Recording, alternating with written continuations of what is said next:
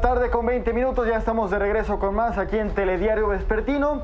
Y mire, como ya se los habíamos anticipado antes de irnos a la pausa, ya tenemos aquí en el estudio al secretario del Trabajo y Previsión Social del Estado de Jalisco, Marco Valerio Pérez Goyaz, para platicar de un tema muy importante, este cambio en la ley de régimen de trabajadores, con lo cual se busca desaparecer a las outsourcing.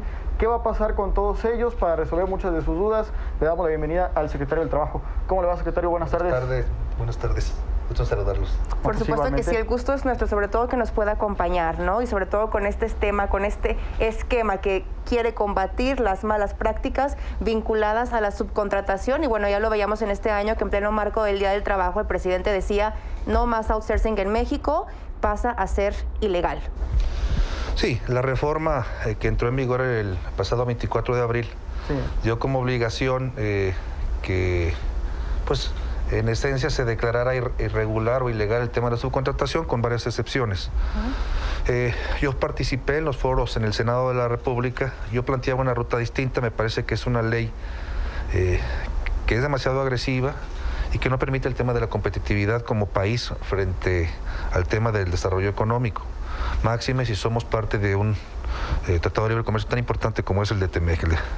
Pero bueno, al final del día ya entró en vigor, y lo que obliga a las empresas es a registrarse. Tú quieres registrarte como una empresa subcontratante, es decir, la ley marca, si tú estás prestando un servicio diferente al de la objeto social predominante de una empresa, puedes ser sujeta de una contratación o subcontratación. Para ese efecto, obligó que tenías que registrar en una plataforma. Y por supuesto entraban las obligaciones fiscales, laborales, y daban 90 días. Esos 90 días concluyen el 24 de agosto y entrando en vigor los temas fiscales el 1 de agosto. Dentro del Congreso y en una sesión extraordinaria, dentro del Senado de la República también solicitaron la ampliación de este periodo. Y bueno, estarán entrando en vigor ya al 1 de septiembre. Un poco más de tiempo de respiración. Pero ¿qué sucede? O sea, los números, ¿por qué es importante? ¿Por qué el gobernador ha instruido que estemos acompañando a los empresarios jaliscienses? Bueno, uno, porque al final del día la reactivación económica ha sido muy importante, como Jalisco lo ha hecho. Somos prácticamente, junto con Nuevo León, los que generamos más empleos en la pandemia. Y de ahí se deriva que pudiera complicarse o retrasar esta ley, el tema del crecimiento económico, si no hay los suficientes empresas registradas. Al final del día, me parece, insisto, que fue muy poco tiempo, una ley agresiva. Estamos tratando de que se reconsideren algunas cosas, pero queremos que en Jalisco no exista sorpresa. ¿Por qué? Jalisco, para darles unos números de lo importante que tenemos que ver, más o menos tenemos 1.850.000 empleos formales, datos del Seguro Social, y más o menos también tenemos 100.000 empleadores. De ahí, de ese 1.850.000, conforme a la definición que establece la Ley Federal del Trabajo, debemos de considerar, yo creo que entra en esta dinámica una tercera parte, es decir, 600.000 empleos van a estar en esta ruta, pero con tan pocas empresas registradas, pues existe este cuestionamiento. Hemos tratado y hemos hecho un recorrido con las diferentes cámaras. Precisamente hoy también me reuní con el presidente de la Cámara de la Industria Textil. Saliendo de aquí, tendré una reunión con el presidente de la Cámara de la Industria de la Construcción para irles acompañando. En primer lugar, ayudarles al tema del registro. Hemos sido gestores para que la federación pueda ser un poquito más eficiente y el tema sea más dinámico y puedan registrarse. Dos, darles un criterio de qué se debe de entender por subcontratación y no, sin que exista el tema formal de una inspección que tiene como objeto revisar que los documentos sean los correctos. Pero lo más importante, acompañarlos desde el punto de vista para que los trabajadores entiendan que vamos a estar vigilando para que sean las mejores condiciones para ellos, que tal vez la migración de una empresa que era la pagadora a una empresa que es la que genera la riqueza, porque van a evitar ya tener outsourcing o insourcing, no representa un riesgo en cuanto a la pérdida de antigüedades. La ley así lo establece, entonces queremos que no existan conflictos laborales, queremos avanzar. Es un tema importantísimo en el tema de competitividad. Insisto, la instrucción del gobernador es: en Jalisco vamos a acompañar a los empresarios, en Jalisco les vamos a dar el seguimiento y la asesoría correcta para que no exista por ningún motivo un tema de lentitud en esta ruta que, insisto, vamos bien, de crecimiento económico. Por supuesto, tendremos que ser respetuosos del tema del COVID en tema de salud, pero no por circunstancias distintas provoquemos la lentitud de un crecimiento económico en plena pandemia, ¿no? Bueno, y también comenta que no van a perder antigüedad, pero entonces, ¿qué beneficios tangibles van a tener los trabajadores? A ver, la reforma tenía como objetivo esto, es decir, antes había una empresa pagadora y otra empresa que generaba la riqueza. La empresa pagadora no generaba utilidad, entonces al momento de repartir las utilidades, pues, prácticamente llegaba solo con el tema de su sueldo. Hoy lo que se busca es que, así, siendo el capital humano los trabajadores de las empresas, gocen también de los beneficios de las utilidades.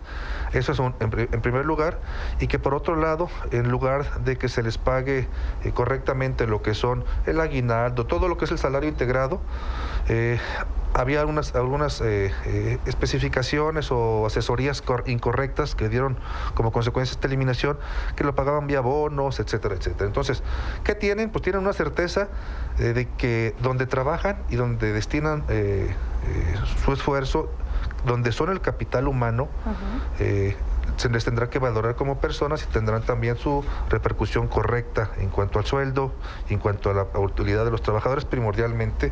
Esa es la certeza que se le dio ante la reforma. Eso es lo que se buscaba, ¿no? Se busca. Y por ejemplo, ahora, secretario, se habla de que se les va a pagar en algunos casos como también una compensación en la nómina. ¿Eso sería algo legal, ese nuevo esquema? La verdad, la Ley Federal de Trabajo es muy claro cómo se integra un salario y un sueldo. Insisto, había circunstancias que para evitar que el sueldo fuera agravado por impuestos, lo pagaban vía estos temas, unos beneficios, bonos, etcétera, etcétera. Prácticamente, insisto, fue la reforma lo que buscó, que se evitara eso, que se pagara con el concepto correcto, que hubiera la contribución de impuestos sobre la renta, el IVA correspondiente, que no se simulara en cuanto a servicios, sino realmente estábamos hablando de trabajo.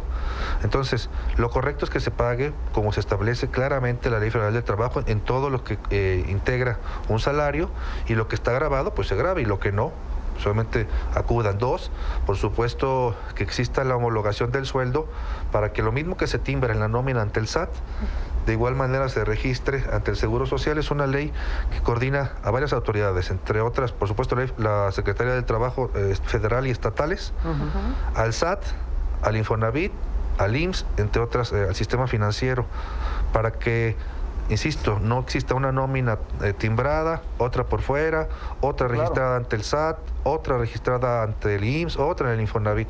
Entonces, va a ir dando certeza, por supuesto, pero pues hoy entró en vigor esta ley y tenemos que asesorarlos para que no exista ninguna duda, ni tampoco sean sorprendidas las empresas con pseudoasesores. La ley es muy clara, y por supuesto cuidar que no caigan en manos de gente no correcta o asesores que no traen como consecuencia que se cumpla la ley, sino al contrario, quieren ver cómo no la cumple, ¿no? Y bueno, hablando de pagos, ¿habrá realmente sanciones para las empresas que no cumplan ya con la ley de outsourcing, ya después de la fecha que nos platica que se amplía hasta septiembre? Sí, bueno, uno es que lo que se pague como de una empresa a otra como servicio de subcontratación, si no están dado de alta en el registro, hay una sanción económica tanto para quien presta el servicio como quien lo recibe. Sanciones que van desde los 400,000 hasta 4,5 millones de pesos. Por supuesto, a quien sí teniendo el registro y lo haga de manera incorrecta, la cancelación del mismo y la sanción. El obstruir la verificación del documento laboral en la fuente de empleo trae como consecuencia sanciones de hasta 50,000 pesos por obstruir, y los delitos fiscales, los delitos en materia laboral que tendríamos que dar nosotros vista al Ministerio Público Federal, Y, por supuesto, insisto, lo más importante, el no poder tener la deducibilidad, pues, trae como consecuencia pues gastos administrativos altos, que en el momento oportuno yo creo que es en gran parte lo que está viendo la empresa, cómo poder deducir algo que sí efectivamente pagó, pero tristemente si la ley establece que no está registrado, no lo vas a poder deducir, ni tampoco acreditar el IVA de esa factura. Claro, y por ejemplo, secretario, ¿ante qué instancias pueden acudir cualquier trabajador? ¿Está la Junta Local de Conciliación y Arbitraje? ¿Algún contacto para poder asesorar? Sí, nosotros tenemos dos vías importantes sobre las cuales estamos atendiendo. Uno es la Procuraduría General del Trabajo, 33 30 30 mil, extensión 0, ese es el teléfono. ¿Lo puedo repetir, por favor? 33 30 30 mil, extensión 0. Y el área de conciliación, cuando consideren los trabajadores que en base a esta migración pueden sufrir algún menoscabo de sus derechos laborales, insisto, pues la idea es poder verificar que están bien y que vayan avanzando esta fórmula que nos ha dado el triunfo, que es el capital humano con el capital económico y por supuesto el gobierno acompañándolos en una política pública de transparencia.